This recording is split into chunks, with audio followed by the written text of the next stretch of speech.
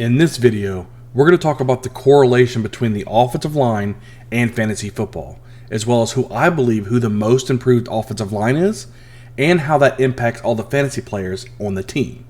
Let's get it.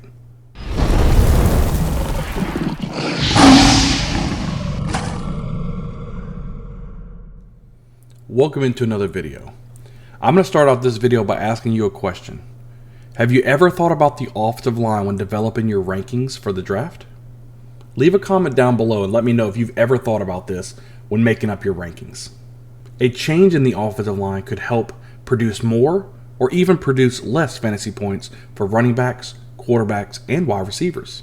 A better run blocking offensive line can help open up some more holes for the running backs, while a better pass blocking offensive line can help give the time more to the quarterback so that way he can find his wide receivers more often. When a quarterback isn't under pressure as much, he's able to be more accurate with the football, thus giving you more fantasy points. Things like looking at the offensive line could give you an edge during draft time. Now on to my most improved offensive line for 2022 in the Cincinnati Bengals. In 2021, to start the season, at left tackle you had Jonah Williams. Jonah Williams was the 11th pick in the 2019 NFL Draft. He signed his fifth-year option this offseason so that way he's set until 2023 playing for the Bengals.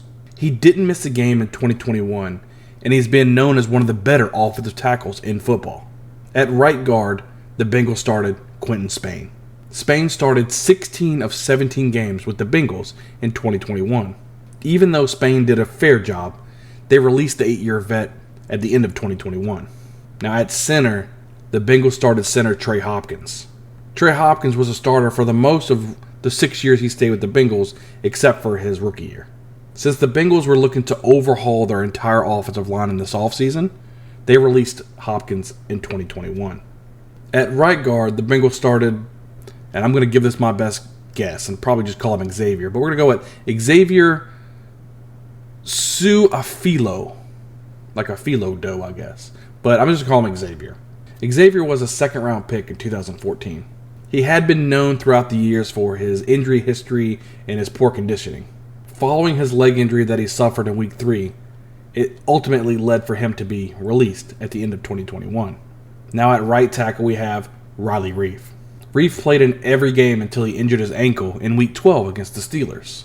After returning in Week 14 against the 49ers, he then hurt himself again by hurting his ankle, and then he was out for the remainder of the season. The Bengals released the 10-year vet after the 2021 season. Collectively, the Bengals had one of the worst offensive lines in the entire league last year. They failed to keep him upright, which did hurt his fantasy production throughout the season. Joe Burrow didn't start getting hot until the very end of the season. Now let's move on to 2022. In 2022, the Bengals still have Jonah Williams starting at left tackle. At left guard, we have the rookie Jackson Carman, who was selected in the second round of last season. He stepped in Week 3 for the injured guard Xavier. Carman started weeks 3 through 6. He ended up leaving Week 6 with an illness, came back for Week 7, Week 8, ended up in Week 8 getting carted off the field due to a back injury. Carman missed Weeks 9 through 11, with Week 10 being the bye week, so really missed 2 games. And Week 9, and I'm going to read this out, Hakeem Adeniji, I think that's how you say his name, he ended up starting for Carman and was the starter throughout the rest of the season. Carman is, however, projected to be the Week 1 starter just due to his draft capital and his overall skill level. He has plenty of room to learn from the vets that they added in the offseason. At center, the Bengals now have Ted Karras from the Patriots. He's going to be a huge upgrade over Trey Hopkins. At right guard, the Bengals now have Alex Kappa from the Buccaneers, which is a massive upgrade over Xavier. Lastly, we have La'el Collins, who was taken from the Cowboys. And that right there is going to be a massive upgrade itself. Now this is going to be the new offensive line for the Bengals. And we do have a 6-man worth mentioning in Hakeem. I'm just going to call him Hakeem because I can't say his last name very well. He was a 6th-round pick in 2020.